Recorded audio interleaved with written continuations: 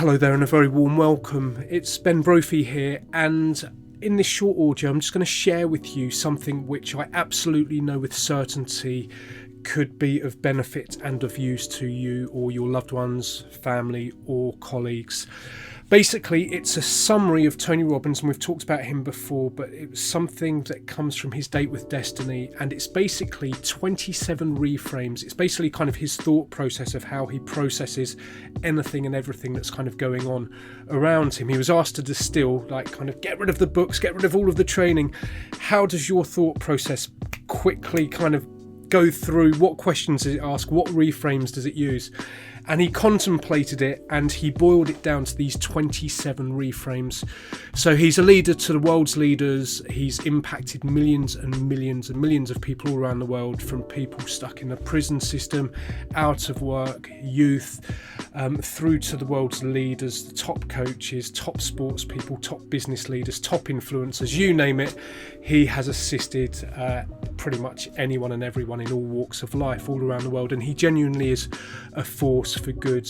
Having watched his journey over the past sort of 25 or 30 years, more and more he's kind of really on a deep level, and you'll see the last few reframes are sort of a deeper, more spiritual nature. And before we jump in, what I'd like to just share with you is that I'm also going to give you this as a printout, and I've had a designer just do a design of this, so I'd like to gift this to you if you think it would help. I've got this printed out in front of me by my desk, and I have a montage of different screensavers that pop up randomly, and it's one of my screensavers. But what you'll find is if you put this somewhere where you see it frequently, you will start believing these, and these will become your reality, and you'll start taking them on. So I have these just where I see them subconsciously every single day, and over the past year or more I've just realised that these are actually the way that I'm also processing sort of situations as well. But let's just jump in and share these with you, and you see what resonates with you. So number one is, there is always a way. No matter what happens, whatever life throws at us, there is always a way. What's the proof? The proof is that you're here listening to this right now. You have found a way through everything, no matter how challenging it's been at different times in your life. You're here now listening to this. There is always a way. Number two is, it's not what I get that makes me happy, but what I become. So if you think about this, anything that you have achieved in the past, yes, it may have been exciting, it may have been rewarding, it may have been fulfilling, exhilarating, but it's transitionary. It's the evolution of who you are as a person which is more important. So number two, it's not what I get that makes me happy, but what I am becoming. Number three, daily I become more. So building on number two, it's what I become that makes me happy. Day on day I become more, so I'm expanding. Number four, there are no failures, only outcomes. As long as I learn something, I'm succeeding. So think about that. So long as I am learning from a situation, I'm succeeding. And let's get rid of the word failures, because it's got a negative connotation. There are just outcomes. You either get an outcome that you wanted, or it's something that you didn't want, but it's not a failure because you've got an outcome. So long as you're learning from what you did and the outcome you got, then you're expanding, and you can change the way that you did something so that you get a different result the next time. So no failures, there are only outcomes, and so long as I'm learning, I'm succeeding. Number five, if I can't, I must. So if I must, I can. So we'll say that again. If I can't, I must. So changing it, rather than saying I can't do that, I can't do that, if you change it to I must do this, as soon as you say must, you're going to find a way. So if I can't, I must, and if I must, I can. So number six, life is a process, not an outcome. I'm becoming. So life isn't just a given moment in time, an outcome, it's a process of becoming. So interlinked to that is number seven, the journey is the reward. It's not just a glimpse of a moment some point down the future, it's the day-to-day journey, the week-to-week journey, which is more important, because anything else is just a fleeting, passing moment in time. Sure, it may be exciting, it may be exhilarating, it may be fantastic, but it's a passing moment. More importantly is where the majority of life is, which is in the moments, day-to-day, the journey. So the journey is the reward. Number eight, I am patiently compelled. So I'm being compelled sort of into this evolution of who I am as a person. I am patiently compelled. Number 9, I have personal power. I make things happen. So I'm not a victim. I'm not waiting for things to happen to me. I am co-creating, taking action, intending and actualizing things into reality through taking control of my personal power, through stepping up, by being a leader, by believing in myself, by creating and being a force for good. So basically, I have personal power. I make things happen. And then number 10, everything happens for a reason and purpose that serve me. Everything that's happening, there is something much bigger at play, something that created universes and creates our heart beating right now without us even having to think about it, and the trees and the birds and the bees and everything. There's something much bigger and more infinite than myself. So to trust the process, that everything happens for a reason and a purpose that serve me. A very empowering belief. Number 11, if it doesn't work, I'm about to learn something, get something new, or find something even better ahead. So again, really super empowering. So if something doesn't work out, just say to yourself, okay, what am I learning from this? Or what will I learn from this? Or I'm going to get something new, or something even better lies ahead. You don't get the job that you've applied to, or you get rejected, turned down by someone or something, or the holiday doesn't materialise, or you're about to be locked down for goodness knows the umpteenth time. Okay, what can I learn from this? What is lying in store? I'm trusting that something even better is in store ahead. Okay, number 12, masterpieces take time.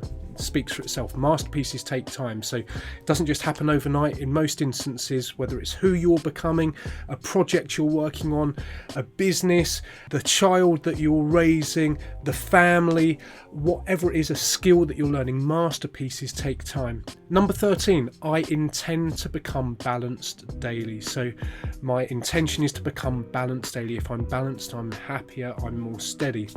14, it's okay to be afraid. It's not how I feel, but what I do that matters. So all of the masters, all of the top sports people, just been listening to some sports podcasts yesterday, and all of the top performers, whether it's musicians, actors, everybody says, do you know what, I'm afraid, I'm terrified sometimes before I go out into the arena or onto the stage. However, I embrace that and I turn that into performance. So it's okay to be afraid. It's not how I feel, but what I do that matters.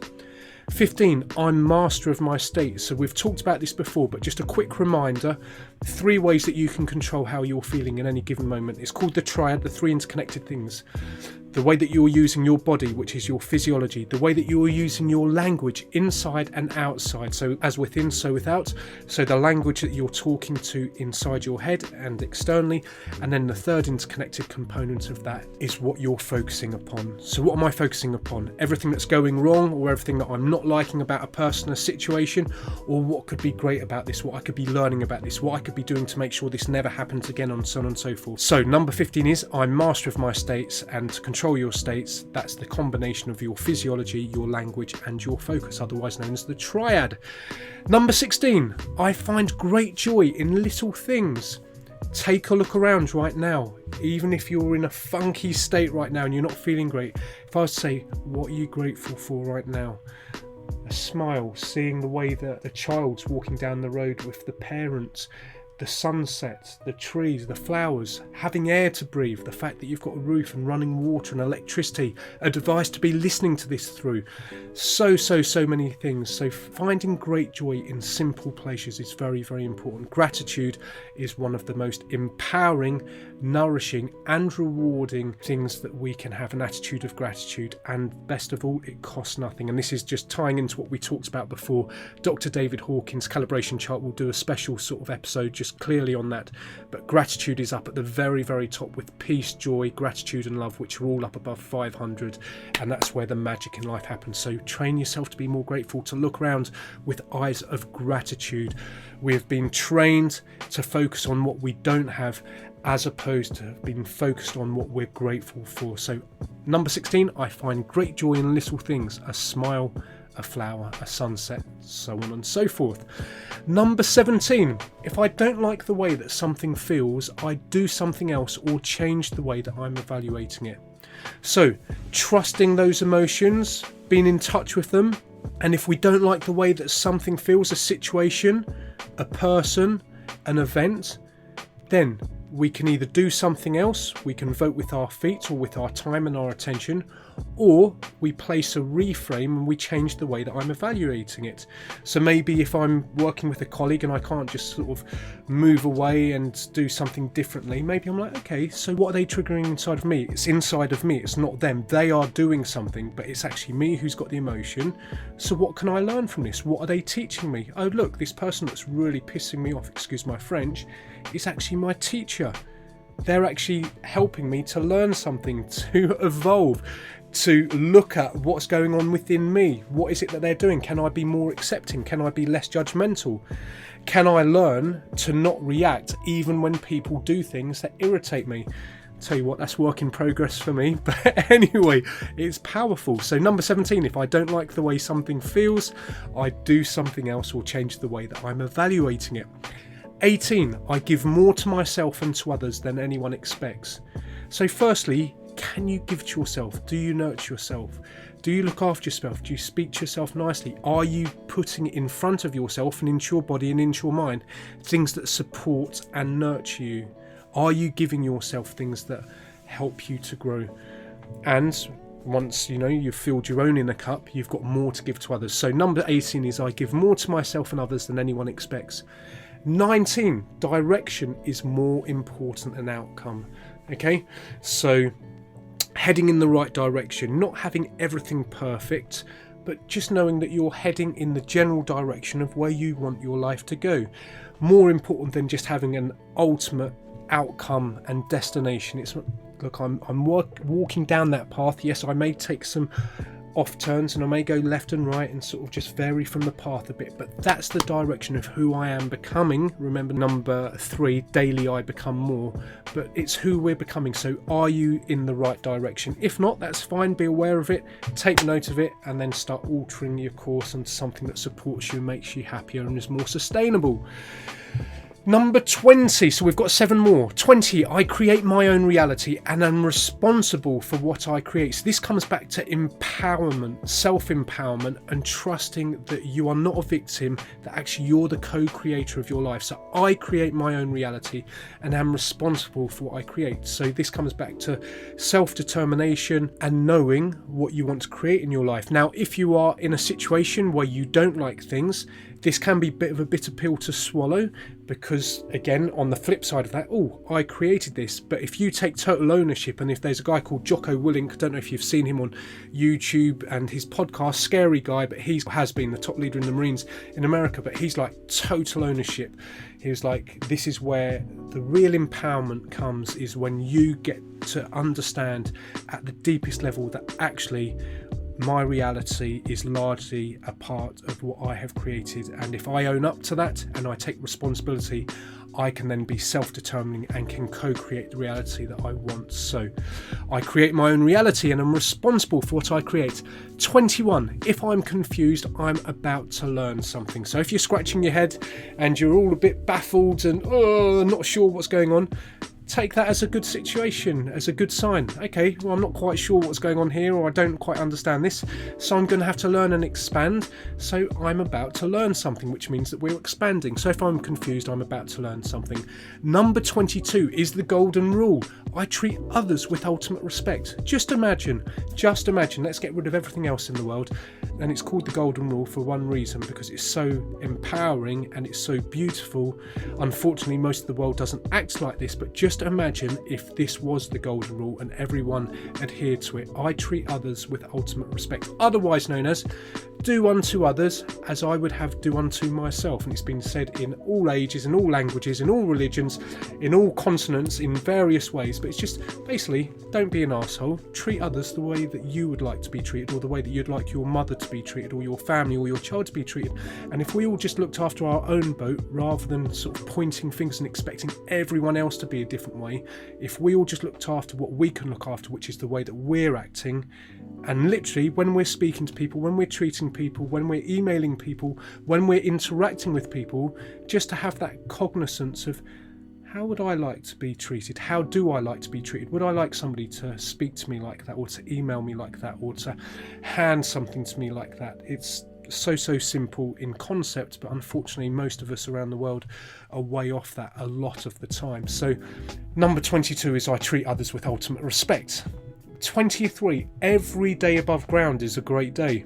So simple, right? What a powerful reframe. You go and speak to people who have been diagnosed with a terminal illness, or maybe elderly people who know that their days are limited, and just, do you know what, I'm alive today, I woke up, I've got health, even if it's limited health and only for a period of time, but I get another day to see my children or to see my family, or to, let's go back to one of the earlier ones, which is number 16, I find great joy in little things, a smile, a flower, a sunset, parent holding the child's hand. How about if we woke up grateful? Every day above ground is a great day.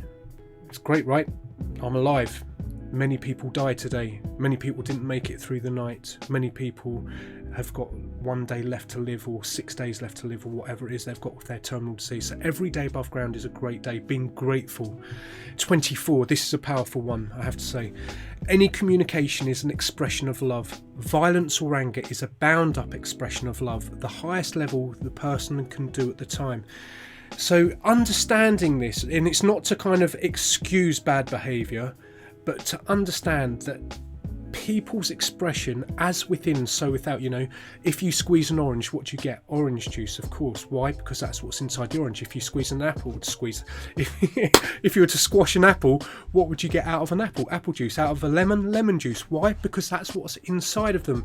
So likewise with people, if somebody lashes out and they bite, a bit like a dog, biting or being aggressive and barking. Why? Because that's what's inside. That's their anxiety. That's their fear. It's the mixture of their emotions. It's not about you. You may have triggered it, but it's not about you. It's about them. Total ownership. It's theirs. So understanding that any communication is an expression of love. Ultimately, in life, there is a scale. On one side, it is love. That's truth. That is ultimately what we come from. That's what we should all be aiming to tie back into, and that's the highest calibration. Imagine, obviously it's idealistic, but it's true. And down at the other end is fear. So a good question to be mindful of, which will help pull one towards right action, is what would love do in this situation? Now, of course, we're not always going to be conscious and consciously asking what would love do in this situation, but as a rule of thumb, the answer to that question, if we can be mindful of that and train that as a habit, will always pull us towards a better response than to if we just have knee-jerk reaction and we're in reactionary mode. So it will help us to respond, not react, so to respond from a higher place. But ultimately, remembering that any communication is an expression of love. Violence or anger is a bound up expression of love, the highest level people can do at the time. And if we just think about our own actions, think about the times when we've been less than who we can be, and when we're maybe not proud of our responses, it's normally because we're stressed, we're tired, we've been triggered, we'd have a long day, a number of things have accumulated, and somebody's just spoken to us or done something at the wrong time and caught the short end of the thrift. So just to bear that in mind. But any communication is an expression of love, and it's more just representative of where somebody's at in that current given moment. So number 25 is there is only one thing, event, which is you, and I, which is everything. I see me everywhere in everyone. So this is slightly higher level, as I said, and this ties into many different beliefs, but there is only one thing, there is only one event, which is you, which is I, which is everything. I see me everywhere in everyone. So we are all mirrors of each other. Okay, what do I see in somebody else? Often the things we don't like in somebody else is actually showing us aspects of our hidden character, or maybe a part of our character that we know about, our shadow aspect. But very often what we like and what we don't like in others is actually mirroring aspects of our own personality, and we are all elements of each other. So there's only one thing, event, which is you, I, which is everything. I see me everywhere in everyone. Then number 26 is I'm not my body, I am not my mind. I am something called being. Okay, so I'm not my body and I'm not my mind. I'm something called being. And this is something, if you do mindfulness or if you get into meditation and you get into that kind of all-encompassing oneness, kind of as they sometimes call it, many different things, but in the gap, that's kind of that sense of being. So I'm not my body, I'm not my mind, I'm much more than that. I am something called being, which links into 27, which closes the loop full circle.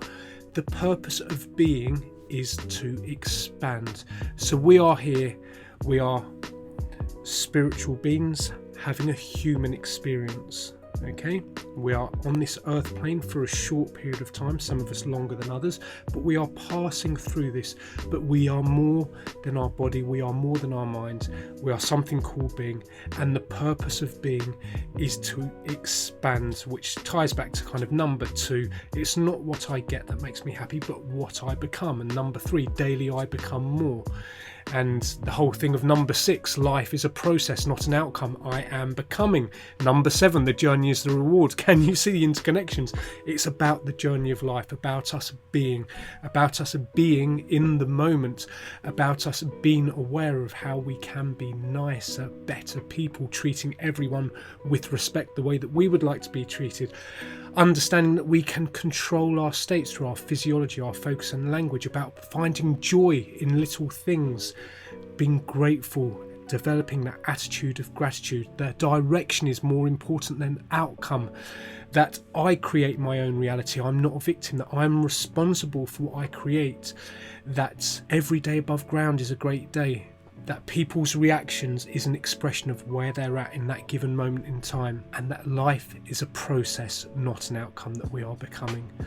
So I hope you found this useful. It's basically Tony Robbins' kind of personal philosophy, 27 empowering reframes. And if you'd like a complimentary download of this, if you go to bit.ly/Ben's resources, that's www.bit.ly/Ben's resources, and there's a free download there. I've just had a designer knock it up and I've just got it framed in front of me. And as I said before, just by having it around, so this is also why things like vision boards or photos of people, places, memories that inspire you, things that help you lift your spirit, what you're doing, you're putting those into your subconscious mind. So I just have this, and I don't know, maybe 6, 7, 8 times a day I'm just subconsciously glancing at it, but I have noticed that I'm actually embedding these as a day-to-day thought process just by having them in my sphere. So there's food for thought there. But I hope you found it useful. If I can be of assistance to you in any way, then please let me know. Reach out via the contact on bit.ly/Ben's resources. There's some training from myself, from some of my colleagues and my peers, and some extra resources there. So I hope you find those useful. But most importantly, you be well. Enjoy these, contemplate them, start putting them into use if they're of benefit to you. And I'm wishing you and your loved ones all the very best. And please feel free to share this with anybody else you think may find it useful. And if you're actually watching this, I may upload it to YouTube or a platform. So if there's a like button or a subscribe button on YouTube, click subscribe and click the bell and click all, and then you'll get the notification on all of the latest uploads before anybody else. And if there's a like button around, depending on where this is and where I decide to put it, just give it a little like, please. And that's just a little bit of free love. That would be nice and just helps more people see it, which helps more people. So thank you. As I say, if I can be of service, be in touch. And whatever you're up to, wherever you are in the world right now, have a wonderful day and sending you much love.